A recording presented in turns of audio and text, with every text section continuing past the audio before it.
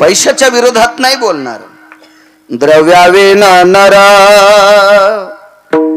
जरी झाला सुंदर, द्रव्याविना नर जरी झाला सुंदर, तो त्याविन चतुर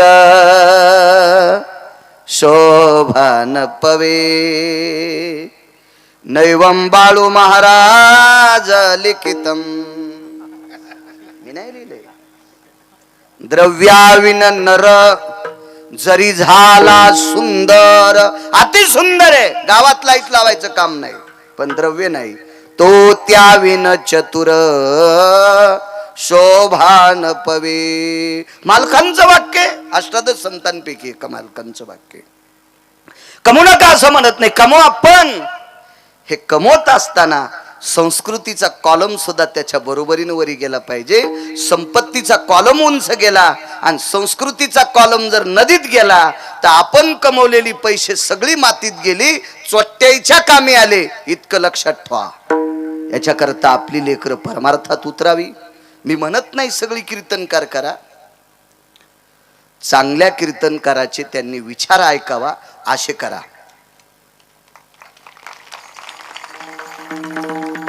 सगळ्यांनीच उठून मंदिरात जाऊन टाळ वाजित राहा असं नाही म्हणणार, पण वारकरी संप्रदायात निष्ठेनं टाळ वाजविणाऱ्या लोकांचं आचरण अंमलात आणा असं मात्र लेकरांना शिकवा.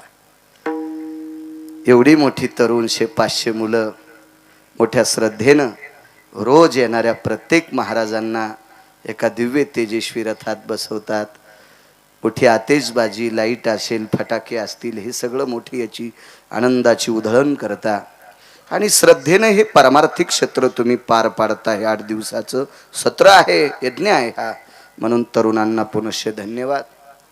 मायमावल्या सुद्धा एका पोशाखात आहेत. फक्त महाराजाला आक्षोन करताना गंध लावत जा, फुलं अंगावर टाकत जाऊ नका. फुलं त्यावेळेला टाकीत असतात.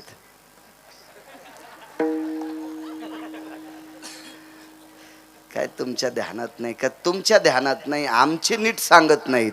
विठाला विठाला विठाला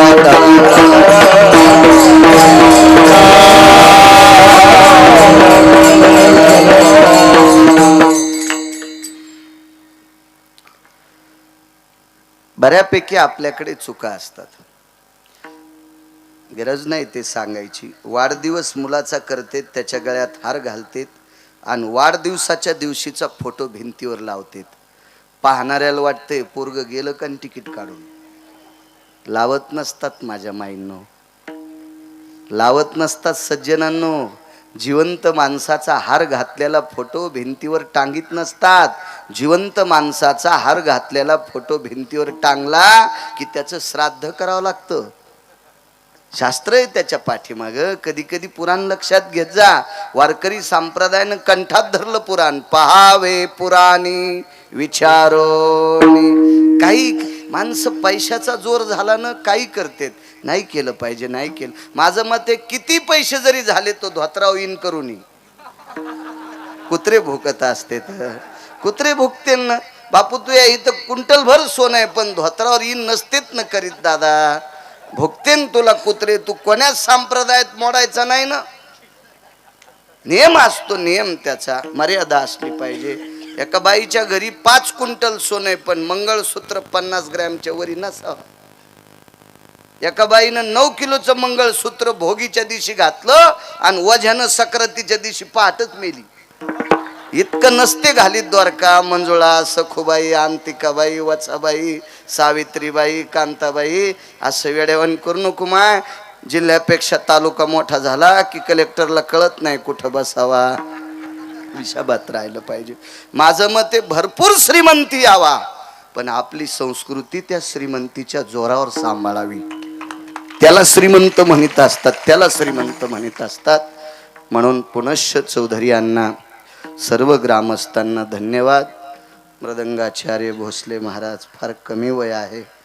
माशीच्या पिल्यासारखं तापड आहे पोरग. गोड गोड. फार दिवसांनी भेट झाली. मागे 1-2 वेळेस झाली ती वाघाची भेट.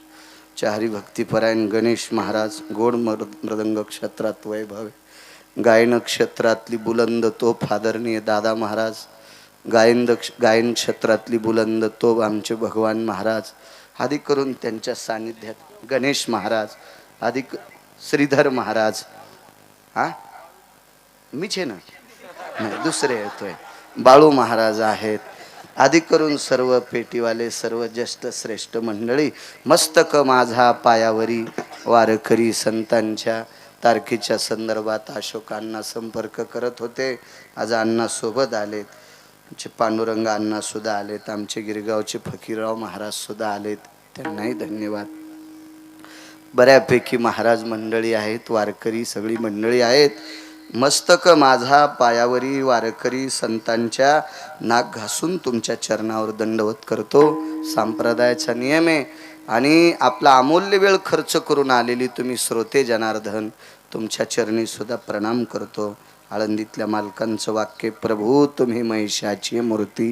कथा कीर्तनातला श्रोता हा प्रत्यक्ष शंकर असतो.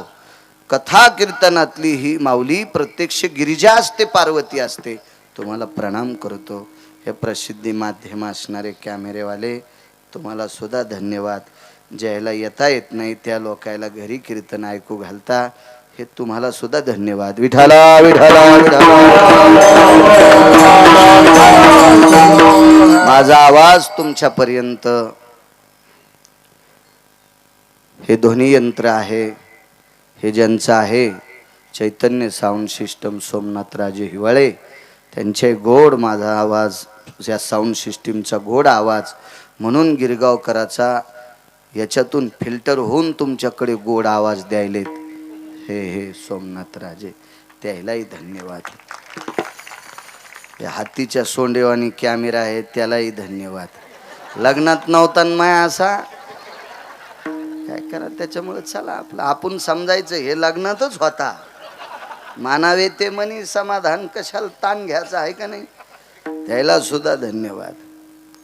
ब्रह्मांड उतरंडी ज्याचे विच्छे घडी, तो उचिष्टे काढी धर्मा घरी. ह्या विश्वाच्या घडामोडी उतरंडी, उतरण माहीत असेल जुन्या काळातल्या लोकांना. आताच्या जीनच्या पॅन्टीवाल्याला उतरंडी कळत नाहीत. आता डब्बे आले ने,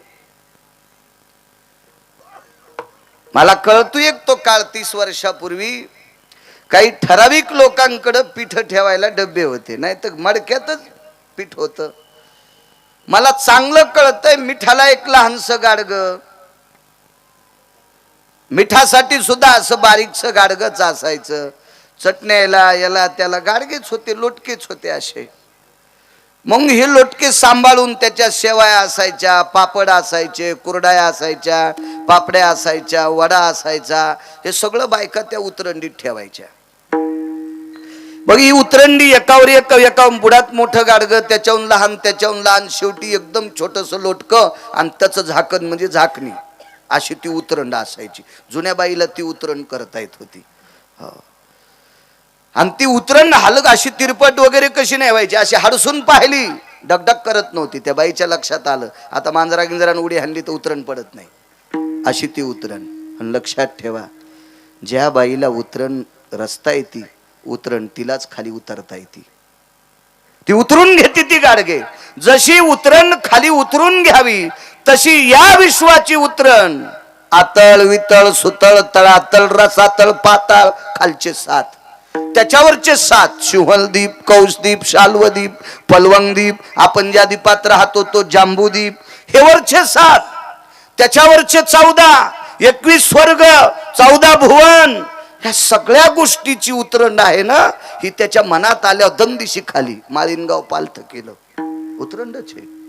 किल्लारी मागे माझ्या लहानपणी, म्हणजे इतका लहान नव्हतो, चांगलं कळत होतं मला. ते किल्लारी अशी डवलली, कोणाच्या हातात आहे, त्याच्याच हातात. मागे कुठल्या कानी गावात असं फाकलं आणि अख्खी बंधी एसटी मधात गेली. कुठं झालं नाही असता मागे दुसऱ्या देशात झालतंय का कुठं तरी, असं फाकलं ते सगळं आणि बंधी एसटी गेली. जेसीबीन फाकत तितकं मोठं पोकल्यानं अद्याप नाही. ह्या सगळ्या गोष्टी करायची ताकद त्याच्यात आहे. तो उचिष्टे काढी धर्मा घरी. ब्रह्मांडाची व्याख्या सांगता येणार नाही.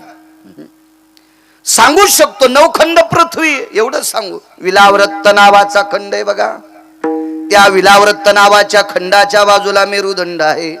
त्या मेरुदंडाच्या उत्तर दिशेला, दिशा नाही सांगता याची, लक्षात येईल, येतं आपाद कालम मेरुदंडायाम हिमवंतोस्ततेव जानाम हिमय जायते न सर्वां गंगोदकं भय जायते तत्रापां पति निरानाम निरेषु भय संपन्नेन आपां पति भय निरानाम नामने नामने समुद्र इन्मखायो. समुद्र हे नाव त्याच्यात नाही, कळण्यासाठी वापरतोय. मग त्याच्या उत्तर दिशेला खाली समुद्र. असे 7 समुद्र. प्रियव्रताचा रथ फिरत होता बरं का. ज्या ज्या दिशेनं प्रियव्रत नावाच्या राजाचा रथ गेला त्या त्या दिशेनं समुद्राची चकोरी तयार झाली. एवढ्या पुरतं सांगता येईल. पण पाताळ किती खोल आहे, वरचं टोक कुठपर्यंत आहे. मंगळावर गेले, चंद्रावर गेले इथपर्यंत ठीक आहे. अजून एखाद्या ग्रहावर जातील इथपर्यंत ठीक आहे. पण विमान घेऊन मी वैकुंठात गेलो, मी अमरपुरीत गेलो, मी सत्यलोकात गेलो, मी गोलोकात गेलो, मी गंधर्व लोकात गेलो, मी विद्याधर लोकात गेलो, मी चारण लोकात गेलो, मी दिग्पाळ लोकात गेलो, मी चारुहास लोकात गेलो, मी परमहंस लोकात गेलो. असा जर कोणी म्हणत असेल तो थुतरीत हाणीन त्याच्या. कसं जाता येईल त्याला? बापात जागिरी त्याच्या, कसं जाता येईल त्याला तिथं? अद्याप नाही. इथपर्यंत ठीक आहे. येन व्याप्ती निशापती भयो यजायते न मानवानां कलोच बुद्धियत्वादेषु निशापतियं सनिध्ययो. आता उडे हाणतेत. विज्ञानाने चंद्रापर्यंत शिखर गाठलं. सुमळ्या पुराण वाच रे. हे माघ श्लोक लिहून ठेवता. निशापतियाम आदित्यायाम यतो मानवे आश्रितम भयो नैवम गांजा कसम लिखितम. हे गांजा भुक्यान दिले का? 10,000 वर्षापूर्वी लिहिलेला श्लोक आहे की निशापतीच्या सानिध्यात कलियुगामध्ये बुद्धीच्या बळावर माणूस तिथपर्यंत आधिपत्य गाठतील. हे 10,000 वर्षापूर्वी लिहिले. पण आपल्याला घरच्याचा इट आणि शेजाऱ्याचा भांग नीट. आपल्याला आपलं आवडत नाही. आपलं आवडत नाही. अमक्या देशातला शास्त्रज्ञ मीठ लावून चाट त्याला विठाला विठाला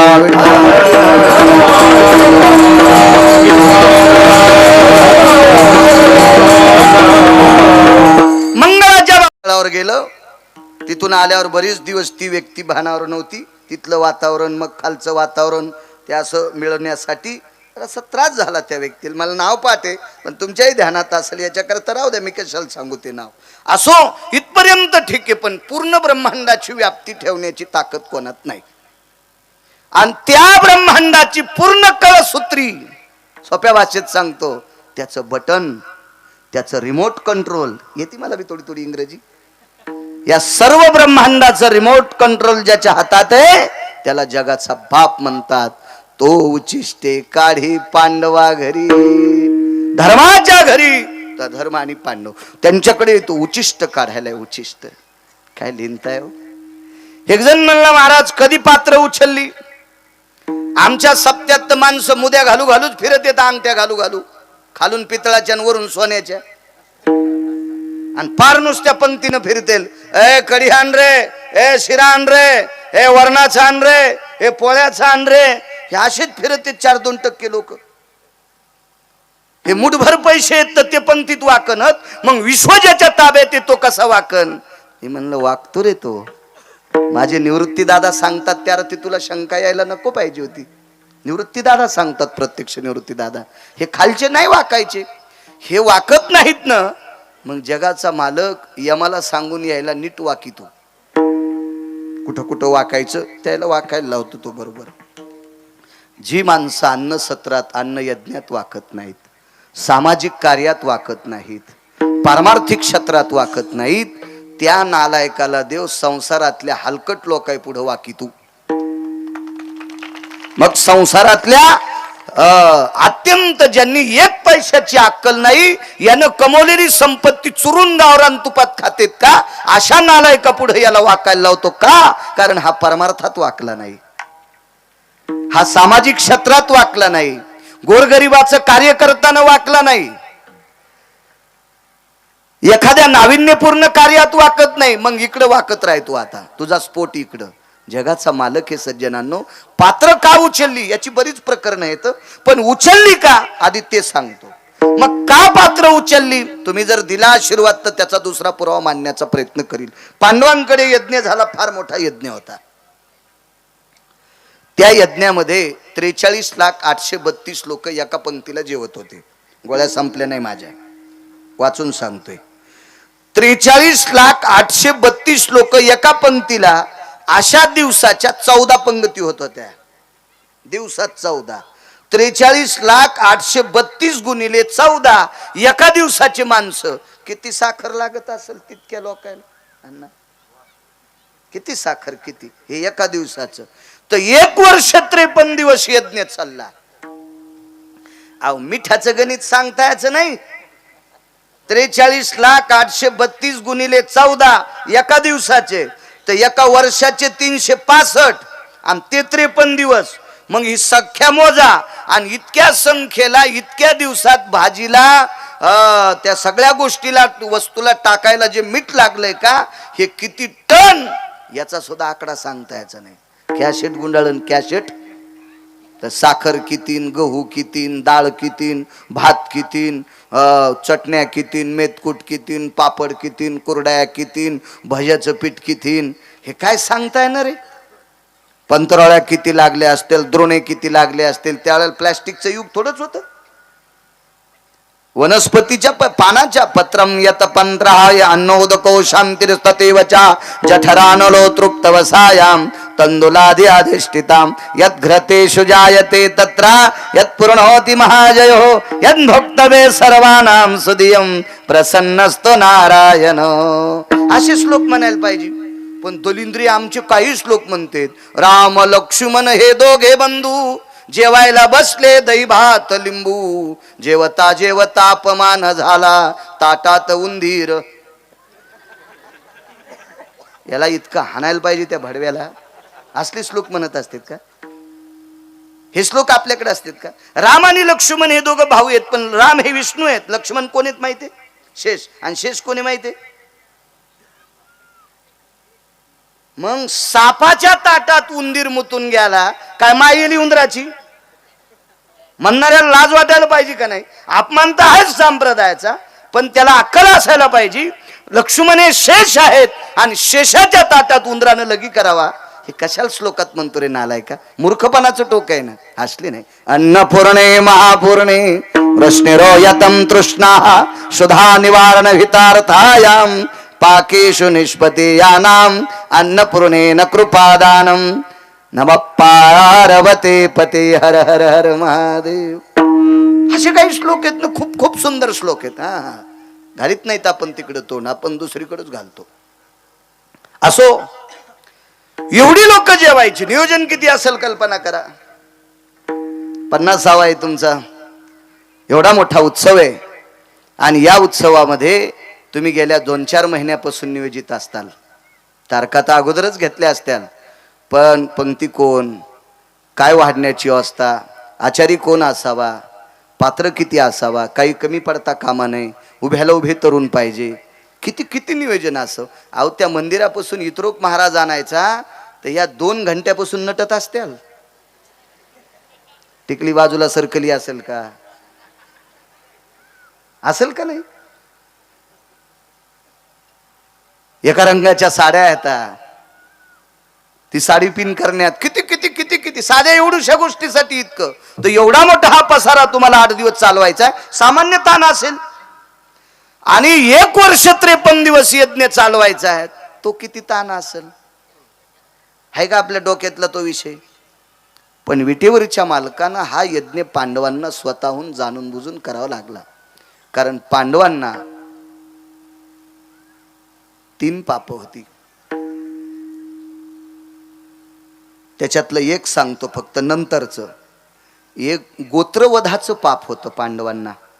गोत्रवध म्हणजे आपल्या गोत्रातली बऱ्याचपैकी पांडवांच्या हाताने माणसं मृत्यू पावली, म्हणून निर्जला एकादशीचं व्रत पांडवांनी धर्मानं अनुकरणात आणलं. निर्जला नावाच्या एकादशीचं ज्ञानोबारायांच्या सोहळ्याच्या अगोदरची जी एकादशी ती ज्ञानोबाराय तुकोबारायच्या सोहळ्यांच्या अगोदर जी पालखी वारीच्या आधी सोहळ्याच्या आधी एकादशी येते ती निर्जला एकादशी असती.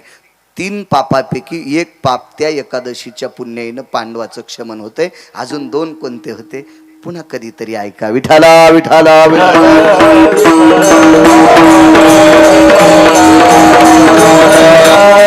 आणि पांडवांना यज्ञ जो करायला लावला विटेवरच्या मालकानं, स्वतःला एका कर्मातून मुक्त होण्यासाठी विटेवरच्या मालकानं यज्ञ करावा लागला. 7व्या अवतारातल्या काही चुका होत्या, करावं लागलं स्वतः देवाच्या मालकाला. 7व्या अवतारातल्या काही चुका होत्या. सज्जनांनो, एक सांगू का तुम्हाला, 7व्या अवतारातली एक चूक, देवाला पांडवांना यज्ञ का करावा लागला? कारण याच्या 19 पापापैकी मुख्य पाप 3, 4, 6, 9, 14 प्रत्येक शास्त्र पुराण वेगवेगळं सांगते, पण काही 19 आहेत, काही 24 आहेत. त्याच्यापैकी काही पाप यज्ञातली पात्र उचलल्याशिवाय संपत नव्हती. आणि तेवढी माणसं जेवण्यासाठी यज्ञच करावं लागेल. भगवंतानं 7व्या अवतारातलं आपलं कर्म खाली करण्यासाठी, आपला बोज खाली करण्यासाठी पांडवांना यज्ञ करावा लागला. अशा माझ्या वाचनातल्या किमान 40-45 प्रसंग असतील. त्याच्यातला एक सांगतो. 7व्या अवतारामध्ये भगवान प्रभू रामचंद्राने एका साधूला जेऊ घातलं. चौधरी आप्पा जेऊ घातलं. आणि जीव घातल्याच्या नंतर दादा पाटील पाणी द्यावं लागतं की नाही? पण पाणी नाही दिलं. कारण काय पाणी द्यावांना, त्या महाराजाला जीव घालणं शक्य होतं, पण त्यानं एका घोटात 1 समुद्र प्यालता. आणि यात जो किती होते? 7. आणि 7 घोटात तहान जाती का? एकाच मने माझा पिता जयाने प्राशिला, म्हणून मी बहुभीते गया साधू कुळाला. लक्ष्मी स्वतःहून म्हणत होते, एका घोटात माझा पिता पिऊन टाकला. त्या व्यक्तीचं नाव होतं महर्षी अगस्ती. आणि त्या अगस्तीला सांगितलं 7व्या अवतारात आता पोटभर जेवले, माफ करा, पाणी देऊ शकत नाही. ते म्हणले कशाला बोललं जेवायला, माफ करा, पुढच्या अवतारात पाणी पाजील. कधी पाजलं माहितीये? गिरी गोवर्धन उचलीला, नखावर गोवर्धन धरला, सगळे गवळी गोपी वासर गिसर सगळे मध्ये घेतले. 7 दिवस 7 रात्र पाऊस पडत होता. शिळावर शल्या धारी रक्षिले गोकुळ नखी धरी लागे रे, निर्भय लोक पाळ अवतरले हारी. जय देवा कृष्ण नाथा राई रुखमिनी कांता, आरती ओवाळीन तुम्हा देव किसुता. बाळू महाराज लिखितम नाही बा, मालकांचं लिखित आहे. हत्तीच्या सोंडे सारख्या धारा पडल्या, शिळा वर्षल्या धारी, मेघ जो कडाडेला, शिळा वर्षल्या धारी.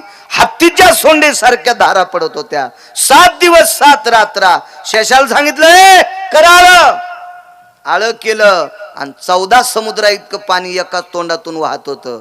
आणि म्हाताऱ्याला सांगितलं ही पाणी प्या बाबाजी या. आणि तोंड लावलं म्हाताऱ्यानं आणि तृप्तीचा ढेकर द्यायला. बस झालं गडे कृष्णा. तेव्हा इंद्राला सांगितलं आता पाऊस बंद कर, मागचं कर्ज पुढं. असं काही कर्ज होतं. याच्याकरता पांडवांना यज्ञ करायला लावला. तो उचिष्टकारी धर्मा घरी सांगतोय. माझे निवृत्ती दादा का म्हणतात धर्माच्या घरी विटेवरच्या मालकानं उष्ट काढलं? तो प्रसंग असा आहे, सगळे नियोजन, पात्र कोणी टाकायचं, मीठ कोणी वाढायचं, पाणी कोणी द्यायचं, भात कोणी वाढायचा, पोळी कोणी वाढायचं, तूप कोणी वाढायचं, स्वयंपाक करून तूप वाढायचं काम भीमान केलं. पांडवाच्या यज्ञात आचारी भीम होते. कारण भीमावर अन्नपूर्णेची कृपा होती. अन्नपूर्णेची कृपा होती. एवढा मोठा सुंदर स्वयंपाक. वैकुंठवाशी माधव महाराज मगर सांगायचे, मी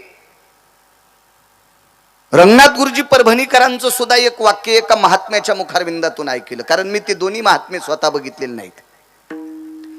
म्हणे भीमानं केलेलं वरण जर वाळलेल्या झाडाला टाकलं संध्याकाळी उरलेलं, तर सकाळच्याला झाडाला पाला फुटत होता. एखादा म्हणील ही अंधश्रद्धा आहे, तुला काय म्हणायचं तर म्हणणं सुमळ्या.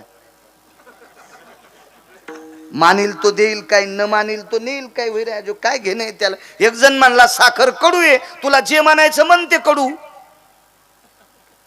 एक जण म्हणला साखर कडू आहे, तर मी म्हणला तुला काय म्हणायचं तर म्हण रे कडू. साखर म्हणालो मी, त्याला कडू कशाला म्हणू. तू ठरव ना, खारट म्हण, कडू म्हण, आंबट म्हण, तुरट म्हण, तू म्हण, पण साखर गोडच आहे ना. तसा पुराणीचा रस गोड आहे ना, पाहावे पुराणी विचारून. आणि वाक्य कोणाचं आहे, तुकोबा राहायचं. तुका म्हणे नाही विश्वास ज्या म्हणे, पाहावे पुराणी विचारून. पुराणीचा रस आहे तो.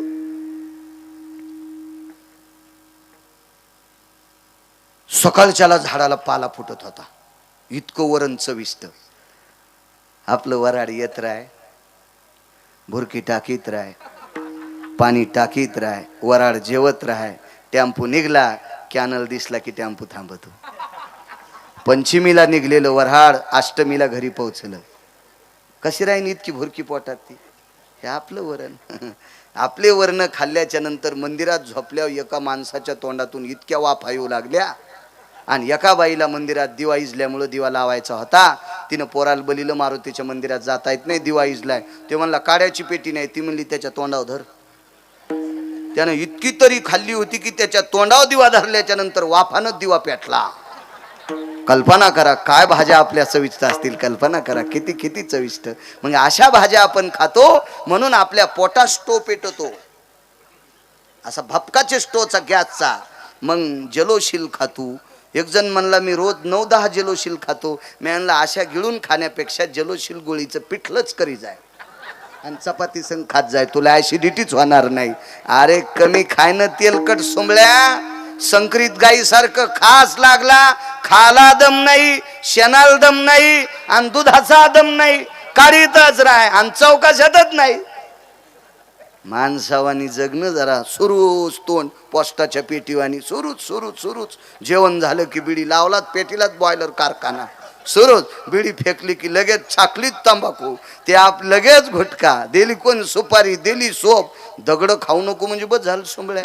आणि पुन्हा म्हणतं कसं का नाही सरी तब्येतच हलवली. यम तुला इतका हानीन नालाय का, तू इंचभर जागात होणार नाही लाल करायची. विठाला विठाला विठाला.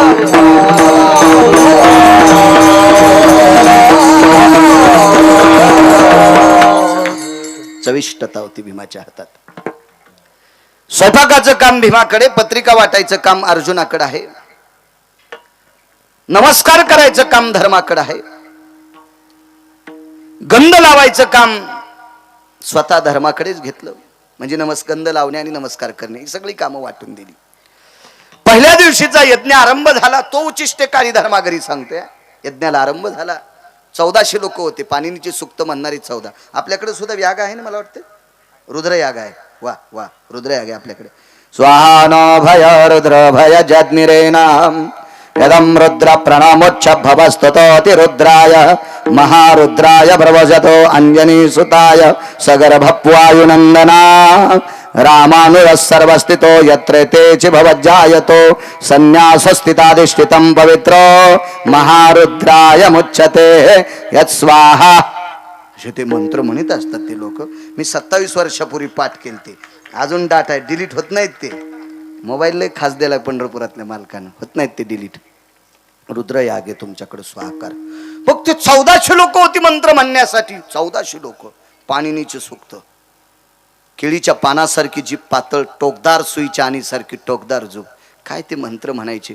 ते मंत्र ऐकत असताना बाकीच्या लोकांना असं वाटायचं की आपण कुठे आहेत. असे ते नादब्रह्मच असतो तो.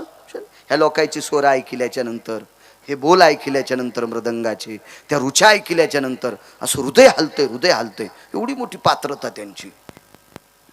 1400 लोक. त्या प्रत्येकाला जेवायला सोन्याचं ताट होतं. पहिल्या दिवशीच्या आहुत्या आटपल्या. आपली सोहळे उतरली आणि ती भूदेव जेवणा करता आपल्या यज्ञशाळेकडे अन्नशाळेकडे ती निघून गेली आणि भगवंतानं सांगितलं बसवा पंक्ती. बसली पंगत. तर पहिल्याच पंक्तीला 43,832 लोक बसलेली होती. कोणी मोजली माहिती आहे? संजयानं. एक जण म्हणला महाराज भारतीय युद्धामध्ये संजय हा कौरवाकून होता, मग तो कसा वाचला? म्हणलं तू या साडूला विचारणं जाऊन, ते सांगन तुला. फक्त त्यानं दारू नाही पेल्या विचार. त्यानं दारू पेल्यावर तू जाशील साडूला विचारला संजय कसा वाचला. काय मूर्खासारखे प्रश्न करतात काही काही माणसं. संजय युद्धभूमीवर नव्हता. संजय हा घरात बसल्या बसल्या त्या अंध व्यक्तीला टीव्ही दाखवत होता. व्यास कृपा दीपक संजय जहाला. आणि त्या संजयानं घरी बसल्या बसल्या सांगितलं 43,832 लोक एका पंक्तीला आहेत. धर्माने गंध लावला.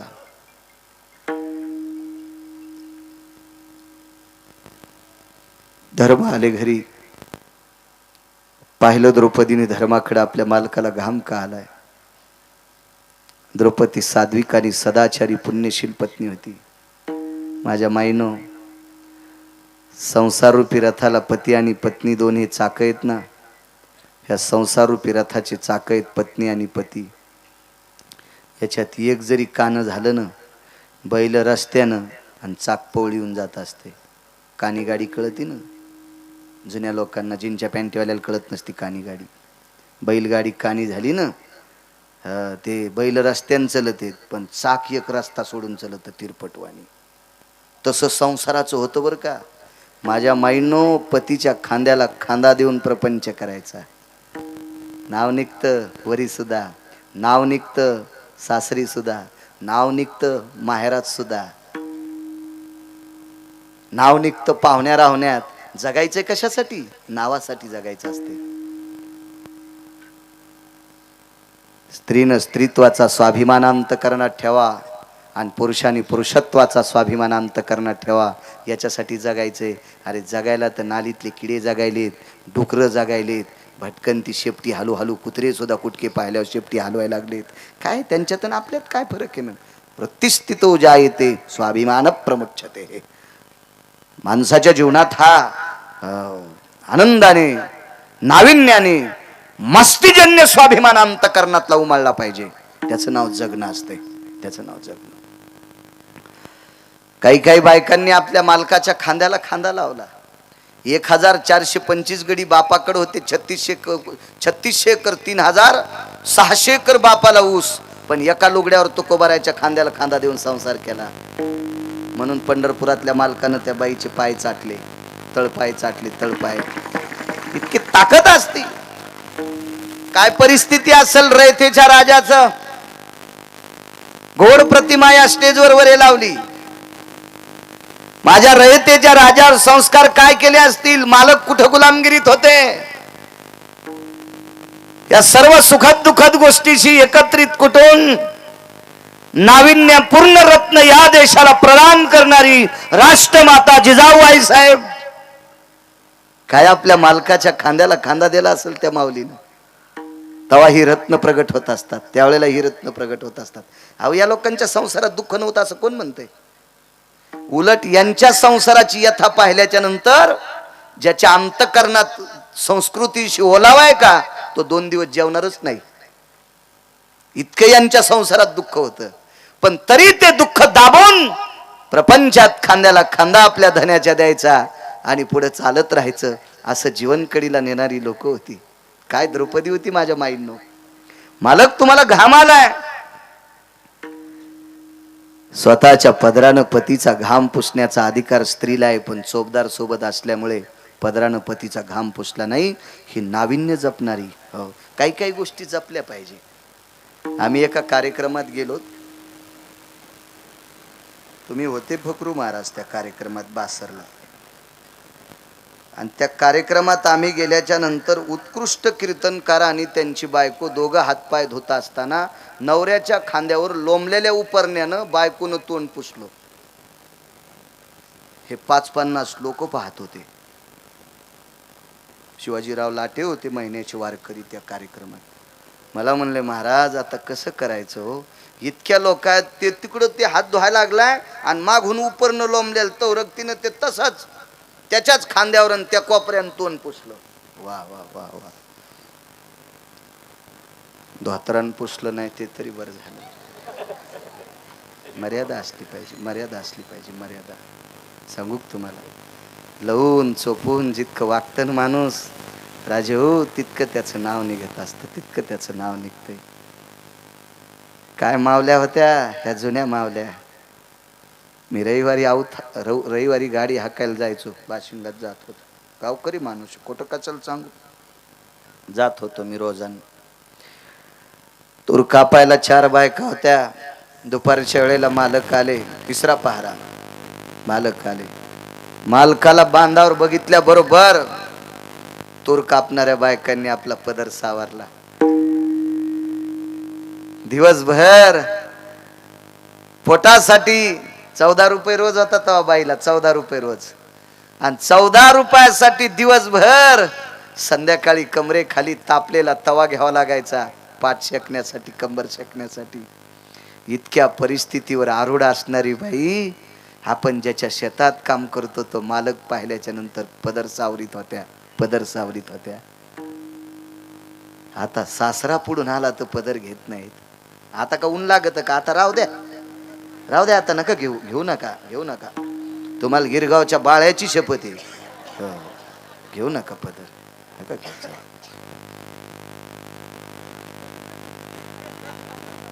तुम्हाला एक सांग का माझ्या माईंनो, माफ करा, कशा करता बोलतोय मी. ज्या संप्रदायाच्या नावानं भाकरी खातो त्या संप्रदायानं तुम्हाला डोक्यावर घेतलंय. राज्य, राणी व संपत्ती, या देशाची घोर अशी संपत्ती आहे म्हणून बहाल केलं तुम्हाला. ज्या घरी कुलस्त्रिया, राज्य, राणी व संपत्ती, या देशाची तुम्ही संपत्ती आहात. 2 गोष्टी झाकलेल्या असा. कोटीनं पैसे माणसाकडे असा, पण डायरीच्या पुढून नाही ठेवा. पैसे डायरीच्या मागून ठेवले पाहिजे, पुढून नाही ठेवायचे. कोटीनं असावा. आणि बाईकडं अब्जानं पैसे तिच्या नवऱ्याकडं तिच्याकडे असावा, पण तिनं अंग भरून वस्त्र घातलेली असावा. ती या देशाची संस्कृती. ही विटेवरच्या मालकाला, या काशीतल्या मालकाला आवडते. इतकं नाविन्य सांगितलं. अंग भरून कपडे घालण्यामध्ये एवढं मोठं नाविन्य आहे. मालक इति वरुदा काये स्वेदाती जायते. काया म्हणजे शरीर आणि स्वेद म्हणजे घाम. का घाम येतोय? आणि माझघरात गेले, घराला एक विशिष्ट प्रकारचं नाव आहे. माझघर, राणीवसा, पाकगृह, ही जुनी नावं आहेत. आता तुमच्या लक्षात येणार नाही. ज्यानं मराठी MA केले त्याच्या डोक्यावरून जाते. तर तुम्ही परीक्षेत नापास होता, पण घरात इंग्रजी 70% बोलतात आणि इंग्रजी पेपरात 0%. आणि घरात तर मात्र 70% इंग्रजी बोल. अहो, एक बाई बँकेत पैसे उचलायला आली. मी म्हणलं काय चाललं आजी? लय टेन्शन आलंय महाराज. आणि करा सही तर लावा शाही. म्हणजे सही करता येईन, टेन्शन शब्द मराठी आहे का? मी म्हणलं आजी आमचं घर जवळ आहे, येता का चहा घ्यायला? नाही महाराज आता लय बिजी आहे. अरे मी म्हणलं आगाऊच बाप्पा ही म्हातारी इतकी बिजी. म्हणजे अंगठा देणाऱ्या बाईचे सुद्धा संस्कृत डोक्यावर आहे. संस्कृत ती काय इंग्रजी डोक्यावर, इंग्रजी इंग्रजी सही करता येईल. मूर्खपणाचं टोक आहे. आपले शब्द सांभाळले पाहिजे. नाविन्य आपल्या शब्दामध्ये. माझा मराठाची बोल अमृतातेही पैजा.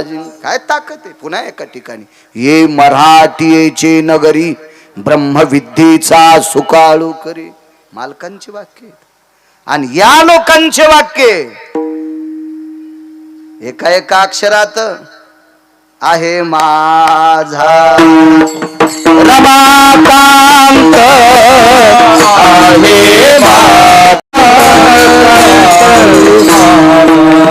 हरी एका एका अक्षरात, एका एका अक्षरात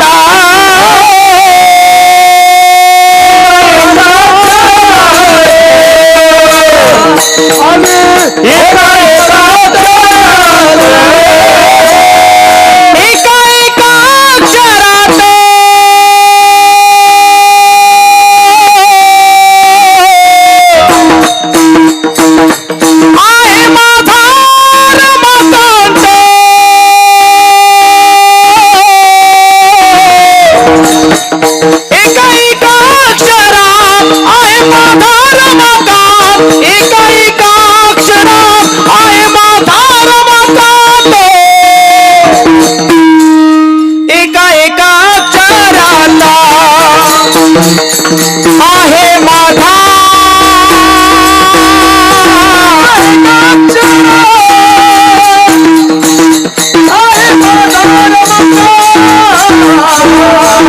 एका एका अक्षरात आहे माझा रमाकांत, एका एका अक्षरात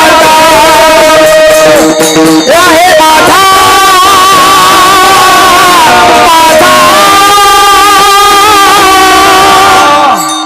या लोकांची वाक्य ते वाक्य नसून त्या प्रत्येक अक्षरात जगाचा बाप आहे. ते अक्षरे नवती देखा ब्रह्म साम्राज्य दीपिका. जुन्या लोकांची वाक्य ध्यानात ठेवत जा. माझ घरात नेलं, विचारलं मालक वरुताति कायाम स्वेदाति जायम सदुःखेन किमं कोति भवाना.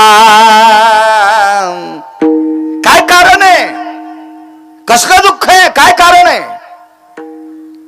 द्रौपदी,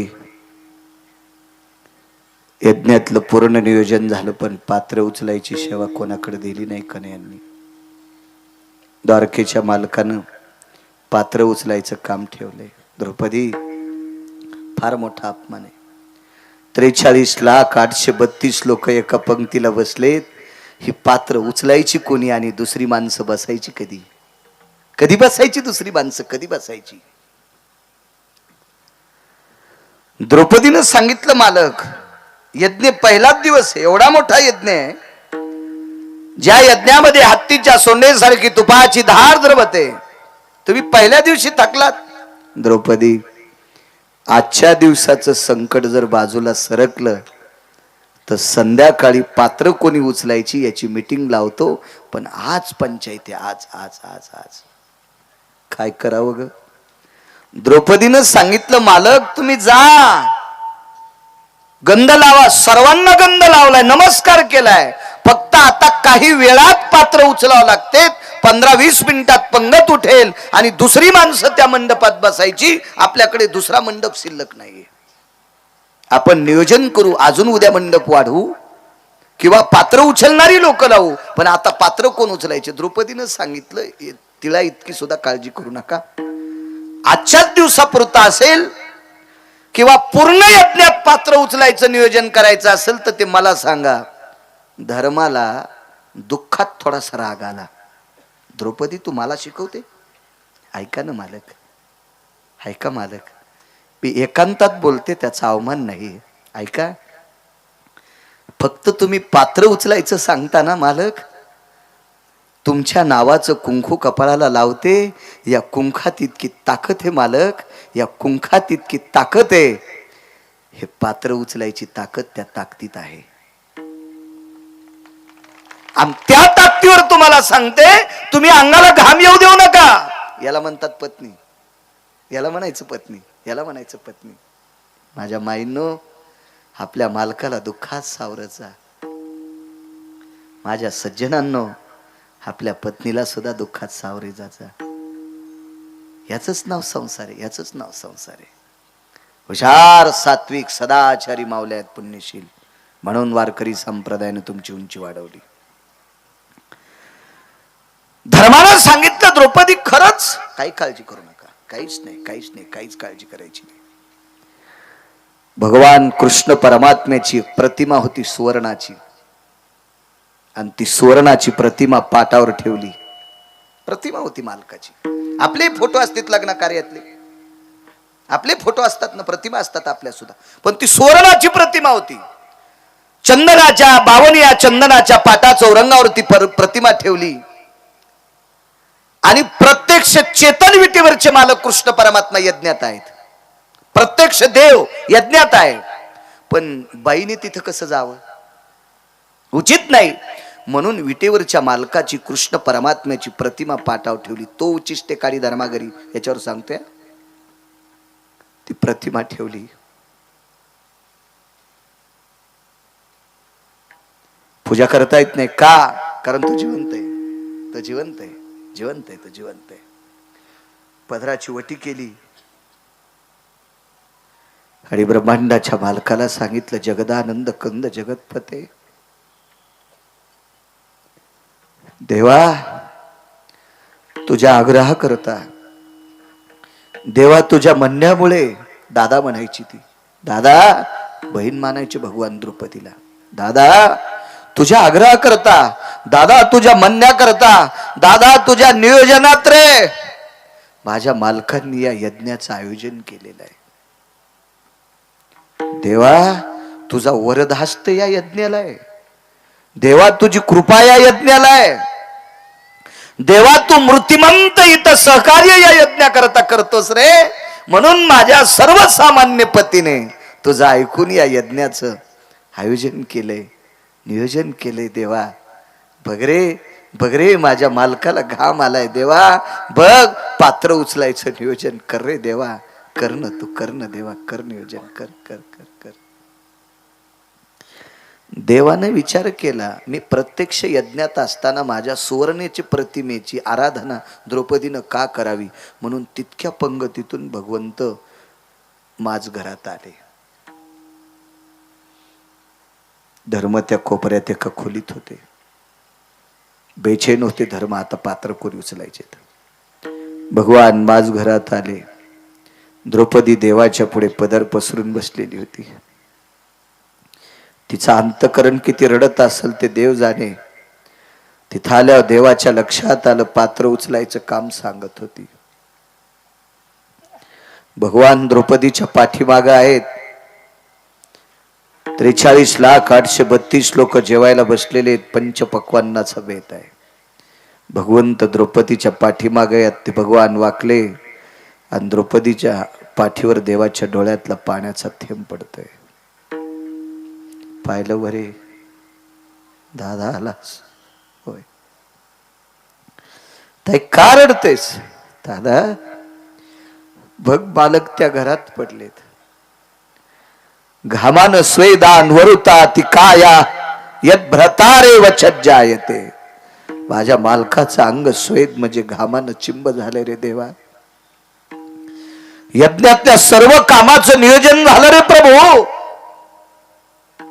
पण पात्र उचलायचं राहिले.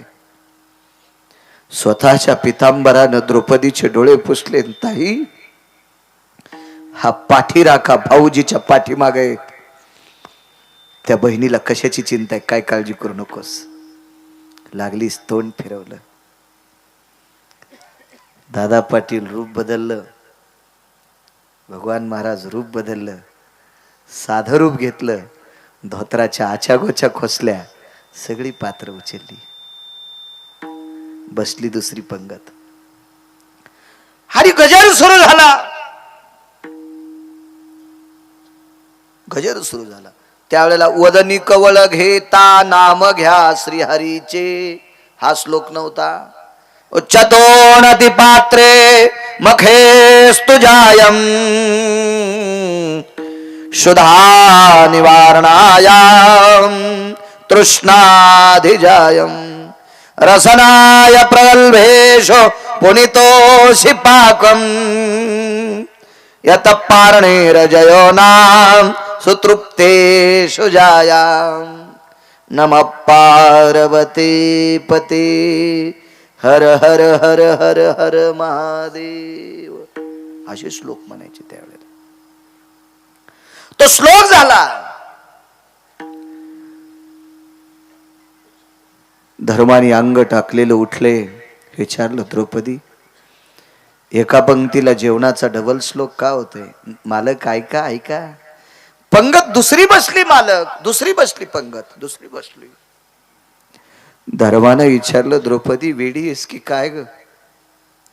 पहिल्या पंक्तीची पात्र उचलली नाही याच्याकरता माझं अंग घामानं चिंब झालंय आणि तू दुसरी पंगत बसली म्हणतेस? मालक मी जीवनात एकही गोष्ट खोटी बोलली नाही. केल्या चुका 3, पण त्या खोटं बोलण्याच्या चुका नाहीत. त्याच्यातली एक चूक आहे, दुर्योधनाला हसली अजून 2 चुका आहेत. पण तुमच्याशी झळ लागेल अशी कुठलीही चूक केली नाही. मालक एकदा बघता आज्ञा नाही देत, आदेश नाही करत. तुमचंच कर्तव्य म्हणून दुसऱ्या पंक्तीत बसलेल्या लोकांना हात जोडून येता का? धर्म गेले, सगळ्यांना गंध लावला, हात जोडले, आणि पहिल्या पंक्तीतली माणसं विडे घेत होती. विडे जेवल्याच्या नंतर विडे घेत होती. धर्माला आता घाम नव्हता आला ना अप्पा बाबा, घाम नाही आला. धर्माचं आता अंतःकरण रडत होत.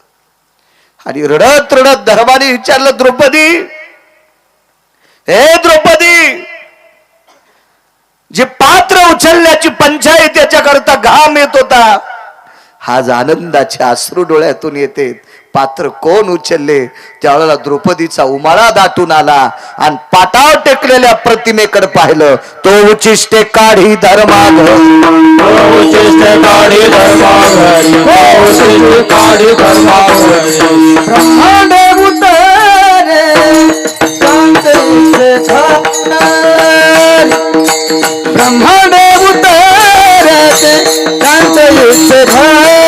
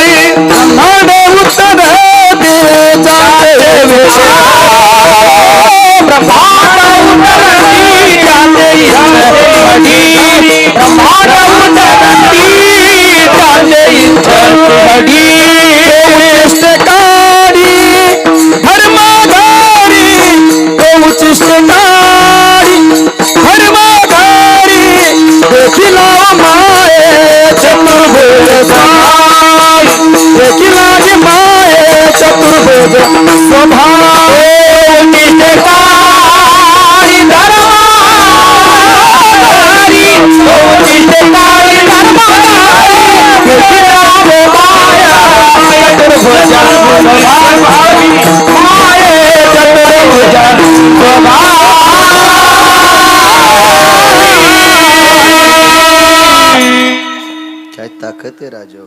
उष्ट काढलं देवाने, उष्ट का? एक पुरावा आहे मागचा, पण मी पुढे सरकतोय, ऐकिला असं गृहीत धरा. पात्र उचलण्यात फार मोठं पुण्य आहे. म्हणून सज्जनांनो, तुम्हाला सांगतो, पंक्तीतले पात्र उचली जा. कारण पुराणाचा असा एक दिलासा आहे की सर्वात मोठं दान कोणतं श्रेष्ठ असेल तर ते अन्नदान आहे. पैसे दान करत असताना एखाद्या वेळेस पाप करू शकते.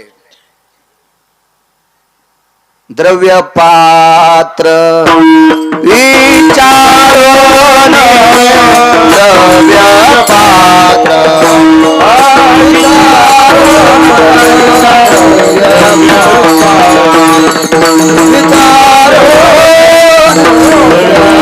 सर्वाभूती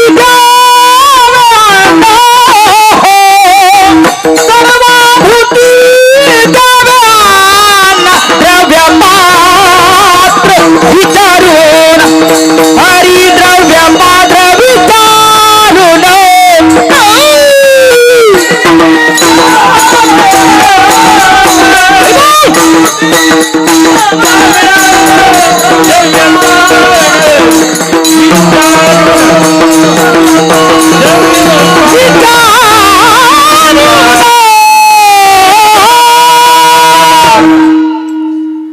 अन्न कोणालाही द्या, जात पात धर्म पंथ काही विचार करायचा नाही. भुकेल्याशी द्यावे अन्न, भुकेल्याशी द्यावे अन्न, शपथ पुरावा आहे. सर्वाभूती द्यावे अन्न. कोणी असो, भूत या शब्दाचा अर्थ जीवसृष्टी. तुम्हाला एक माहित आहे, एक दिव्य तेजस्वी साधू धर्मानुरागे तिथे तुरागे, यद धर्मशीलो ती पुण्येती शीलो, यज्जायती शीले उदरो न पोक्षः. या सत्तेवर आरूढ असताना आपल्या पोटाची खळगी भरीत होता तो त्या व्यक्तीनं स्वाभिमान कधी चुलीत घातलेला नव्हता. त्या व्यक्तीचं नाव होतं कपोत कल्पित. धान्य येचले चौधरी बाबा, खळ्यावरचे धान्य येचलं, मात्र म्हणते त्याला. भाकरी केल्या 3, देवाला ठेवलेली भाकरी गाईला दिली.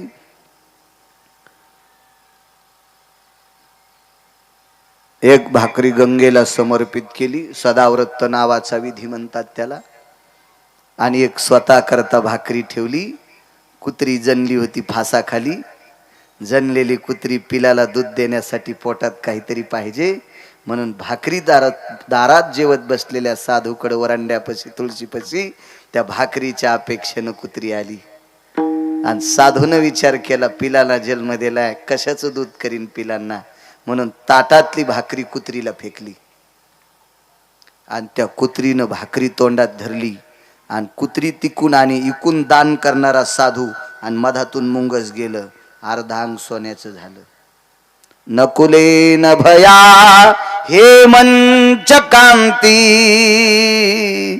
कपतय कल्पितान उदकोर शांती. तत्राति जायम शुनिचैवती नाम, भोक्तवे न जायम मखेश शुद्धी. वाचिता जरा मागचं कधी कधी. भांगाऱ्याचं काय वाचिता तुम्ही? इतिहास चांगल्यांचे वाचा. विटेवरचा मालक आपल्याला वाचील. जे सकाळी पाणी नेत नाही त्याचं कशाला वाचिता आणि कशाला त्याचं हिचकिता? आपला संसार हिचकून जाईन. भंगिऱ्याचं हिचकी जाऊ नका, चांगल्यांचं हिचका. अन्नदानाची ताकद आहे. पैसे दान दिल्यावर कधी कधी पाप लागू शकते. कारण सोंग कोणी घ्यालय? सोंग कोणी घ्यालय? महाराजाचं सोंग घेऊन एक आला आणि एका माणसाने त्याला 100 रुपये दिले. त्यानं 77-78 रुपयाचं एक वेगळ्या विशिष्ट प्रकारचं पाणी पिलं. नाव नाही सांगता येईल त्या पाण्याचं. 100 रुपये श्रद्धेने एका माणसानं दिले आणि 77-78 रुपयाचं विशिष्ट प्रकारचं पाणी त्यानं पिलं आणि घरी जाऊन लेकरा बाळांना मारलं. ते पाप पैसे देणाऱ्याच्या बोकांडीवर पडलं. म्हणून द्रव्य पात्र विचारून, द्रव्य कोणाला नाही द्यायचं, सत्पात्री गेलं पाहिजे. एक लक्षात ठेवा. मला असं वाटतंय संप्रदायातल्या लोकांनी काटेकोरपणाने एक जपलं पाहिजे. आपण वारीत जातो, शेजाऱ्या पाजाऱ्याची जी रस्त्यावरची जी खेड्याची अशी गावं आहेत का रस्त्याच्या कडेला पालखी मार्गावर, खेड्यापाड्यातल्या मावल्या 4-2 बाजरीच्या भाकरी, 4-2 चपात्या, एखादी पुरणाचीच पोळी, काही मुद्दाम होऊन वारकऱ्याला आडवं घेतात. घ्या ना महाराज, घ्या ना, घ्या ना, घ्या ना, घ्या ना, इतक्या श्रद्धेनं. एक दिंडी चालली होती, मी तिथं हजर होतो. एक बाई डोक्यावर गवताचा भारा होता, तिच्याकडे 2 म्हशी होत्या आणि दिंडी जाता जाता गवताचा भारा वट्यावर टेकला. पिशवीतले 5 रुपयाचा ठोकळा काढा. गवत कापल्याने हिरवे जर हात झालेले होते. पदर घेतला डोक्यावर आणि त्या पिशवीतले 5 रुपये त्या पालखीत टाकले. हात जोडले.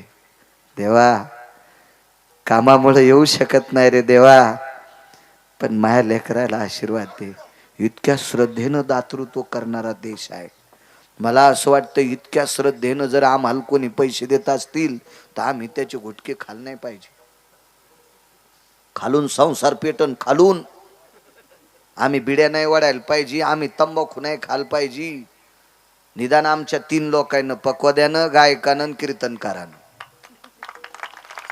तुम्ही काऊन टाळ्या वाजिल्या आणि तुम्ही इसीच खा आहे का नाही? आमच्यावर घेतल्यावर मोठी खसखस पिकती तुमची. हा, तुम्ही कशा करता सप्ते करायला लागले? महाराज श्रीमंत करण्यासाठी, पक्वादे श्रीमंत करण्यासाठी, गायक श्रीमंत करण्यासाठी, आणि तुम्ही सोनाराच्या फुकणीसारखे असेच इकडून वारे तिकडे तिकडून वारे इकडे. महाराज तुमच्या गावातल्या 100 पोरांनी तंबाखू सोडायला पाहिजे. मी बोटा सगट पाया पडेल त्यांच्या. इथं बसलेल्या 200 बायकांनी नस सोडा, तंबाखू सोडा. मी त्या दिवशी वरुडीत पण सांगितलं होतं तंबाखू सोडायला पाहिजे. आणि जी सासू तंबाखू सोडितच नाही का, सातवीत पोरग जाऊस तर पोराच्या माईनं सासूचं तोंड त्याच्या गालाला लागू द्यायचं नाही, कारण ते पोरग विषारी होईल. आजीचं तोंड त्याच्या गालाला लागूच द्यायचं नाही. आमची 90,000ची मसड बिमार पडली, तंबाखू खाणार बाई कोट्यात गेलती म्हणून. मसड बिमार पडली, इकली म्या, कासच जाळली तिनं, दुधाच आलं नाही. 90,000ला घेतली होती मसड म्या. डॉक्टरनं सगळे पर्याय केले, मसड दुरुस्त झाली नाही. मी म्हणलं साहेब झाला असेल काय? म्हणले तंबाखू खाणार बाई. मी म्हणलं आमची इथे एक बाई रातच्या तंबाखू खाती आणि पहाट थुकती, काय तोंडी शरी असेल. आणि तीच शेण आणायला गेलती, त्याच्या वासान मसर बिमार पडली. मसड मसड तर तान लेकरू किती बिमार पडन याचा विचार करा ना. आजीला जराशी तरी वाटावा. काय म्हणालो मी? आजीला जराशी तरी वाटावा. तंबाखू खाऊन त्या चिमुकल्या लेकराच्या गालाला तोंड नाही लावा. म्हणून आजीनं आजच्या सप्त्यात उद्यापासून तंबाखू खाणं बंद करावा. आणि त्या तंबाखूच्या वाचलेल्या पैशावर पोराला पेन्सिल द्यावा, पोराला पॅड घेऊन द्यावा, पोराला दप्तर घेऊन द्यावा, पोराला टिफिनचा डब्बा घेऊन द्यावा नातवाला. तिचा नातू कलेक्टर झाल्याशिवाय राहणार नाही. हो, वाचव ना म्हातारे तितके पैसे, वाचव ना. माणसं उगच म्हणते तो परिस्थिती हलवली. आपल्याकडे इतकी मोकार टेकन चौघीत लुगडं एक झालंय विनाकारण विनाकार. अहो पैसी जगाची मालकी नाही, ती कोण्या बी ठिकाणी खर्चायची नाही. माणसं माणसाची बायको महाराज पाठीताना कोणासोबत पाठीत नाहीत. लग्नाला पाठवायची असेल, यात्रेला पाठवायची असेल, एखाद्या कार्यक्रमात पाठवायची असेल, कीर्तनाला पाठवायची असेल तर पाय पाय धाडीत आहेत का? कोणाच्या ऑटोत चालली, कोण संघ आहे असं विचारतात का नाही? कोण? माणसं. कोणाला? आपल्या बायकोला. मग माणसं माणसांची बायको पाठीत असताना विचार करून व्यक्ती सोबत पाठीतात. पैसा कोणाची बायको आहे? पंढरपुरातल्या मालकाची. मग 500ची नोट घुटक्यासाठी मोडल्याव त्याला किती आनंद वाटत असेल. वा वा वा वा वा, काय जनता गोड वागायली. गव्हाला वंब्या आल्या आणि ज्वारीला कणसा आल्या, ते मुंडक्यासारख्या गारा पाडीत आहे. त्याला राग येत राजू, राग येतो त्याला, राग येतो. चांगलं वागायला पाहिजे असं. असो, काय ताकद आहे त्या मालकाची. पात्र उचलायचे, सर्वाभूती द्यावे अन्न. पात्र उचलीत असताना पुण्य काय लागतं माहितीये का? माणूस जेवताना निर्दयी जरी असेल, तोंडाला आशीर्वाद जरी दिला नाही, तर शेवटी लवनाग्रो भय जायते, मिठाला हात लागत असतो. आणि त्यावेळेला अंगुली आशीर्वचनायाम पुण्यम षष्टादि जायते. 6 मात्र्यातलं पुण्य पात्रावर पडत असतं. अन्नदान कोणी केलंय ते नाही इचकायचं, पण 6 मात्र्यातलं पुण्य जेवणारा माणूस पात्रावर टाकत असतो. आणि या 6 मात्र्यातलं पुण्य ज्यानं पात्र उचलले त्याला प्राप्त होत असते. म्हणून माणसानं पंक्तीत पात्र उचलायचं काम केलं पाहिजे. फार मोठं काम आहे ते, फार मोठं. इकडं तो उचिष्टे काळी धर्मा घरी, जगाच्या मालकानं पात्र उचलले, धर्माच्या यज्ञात उष्ट काढलं. देखिला ओ माय चक्रभुज स्वभावी, सुदर्शने त्याच्या हातात, पण वारू ते वाघवी अर्जुनाचे.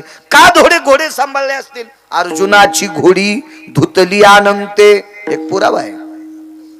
जगाच्या मालकाने अर्जुनाची घोडी धुतली. दुसऱ्या कडव्यात सांगतोय इथं वारू ते वाघवी अर्जुनाचे. शब्दाचा जरी वलय वेगळे असतील, त्याचा अर्थ मात्र वेगळे. जगाच्या मालकानं अर्जुनाची घोडी का सांभाळावं? इकडे तर गायी सांभाळण्याच्या बाबतीत दिलंय. रामावतारात म्हशीला सुद्धा प्राधान्य दिलंय. झाले राम राज्य काय उने आमासे, धरणी धरा धरी पिके गायी ओळल्या म्हैसी. शेळ्याच्या बाबतीत काही पुरावा अजून ऐकलेला नाही. शेळीच्या बाबतीत अजून पुरावा ऐकलेला नाही. शेळ्या वाईट नाहीत, पण शेळीला वाईट म्हणले नाही कोणी. पण नालायक पोराला शेळी जन्म देती म्हणून शेळी पुराणात घेतली नाही. कारण शेळीचं पोट्ट हरामखोर आहे. बोकड्या लय नालायक आहे, बोकड्या निर्दयी बोकड्या, म्हणून शेळीला पुराणात घेतलं नाही. उलट आळंदीतले मालक म्हणले शे शेळीचे चरणे. शेळी असा करांडीतच राहते. शेळी बुडातलं पान कवाच खात नाही. तुरीला कंडाळी करांडीन, कापसाला करांडीन, सोयाबीन करांडीन, तुळशी करांडीन. असे शेंडे छानायचं काम करते. हा मुद्दल खात नाही शेळी, याज हानी ती. शेपुडी याजाला छानती बघा, याजाला छानती, याजाला मुद्दल तसट होती. हो, इतकं नालायक पोराला जन्म द्याला शेळीनं. किती नालायक सांगू का, शेळीच्या पोराला तिसऱ्या दिवशी त्याची बहीण कळत नाही. शेतकरी असाल तर लक्षात घ्या. मी याच्याकरता सांगतोय, लय अंधश्रद्धा बोकाळली, आणि ही अंधश्रद्धा उद्या या संप्रदायाला घातक ठरू शकते. संप्रदाय स्थापित केल्या लोकांना काही जाणार नाही, पण ही अंधश्रद्धा जर बोकाळली तर भविष्यातले उद्याचे या पोराच्या वयातले तरुण 40शीत गेल्यावर इकडं मानणार नाहीत, तीच अंधश्रद्धा डोक्यावर घेऊन नाचतील. याच्याकरता त्याला मुळीच आळा बसणं गरजेचं आहे. रोग पहिल्या पट्टीत तेव्हाच कळायला पाहिजे, मग डॉक्टरला त्याला आवर घालता येते. तिसऱ्या चौथ्या पट्टीत गेल्यावर डॉक्टर म्हणतो आता पाहुणे राहुणे जवळ करा, आता मग काय चालत नाही, तुम्ही यायला घरी घेऊन जा, जोरक खाते तोरक खाऊ पिऊ घाला. चौथ्या पट्टीत गेल्यावर काय कळतंय, ही अंधश्रद्धा इतकी बोकाळली. शेळी सकाळी एका बोकड्याला जन्म दिला आणि पाठीला, पाठच म्हणतात ना, पाठन बोकड म्हणजे नरमादी. आजचा सूर्य पाहिला, आजची रात्र पाहिली, उद्याचा सूर्य पाहिला, उद्याची रात्र पाहिली, आणि तिसऱ्या दिवशीचा सूर्य पाहिला की त्याच्या सोबत जन्माला आलेली त्याची बहीण, तिच्याविषयी त्याच्या अंतकरणात वासना उत्पन्न होती. इतका नालायक बोकड्या आहे. आणि एवढा नालायक बोकड्या त्या देवाला आवडतो, ते देव किती नालायक असते ना. हा, किती महाराज फुकल्यावर सुधरत आणि पहिली गोळी मला घाला. किती महाराज फुकल्यावर सुधरत आणि दम नाही ना सप्त्यायला, दम नाही भागवतायला, दम नाही रामायणायला, दम नाही कीर्तनायला. इतका नालायक बोकड्या. अगा भगिनीम भय तुझ्या आहे, वासनास्ति जायते बसतेश भयस्थितेषु नैवम गांजा कसम लिखितम. बस्त म्हणजे बोकड्या, भगिनी म्हणजे बहीण, वासना म्हणजे प्रकांड घाणेरडी स्थिती. तिसऱ्या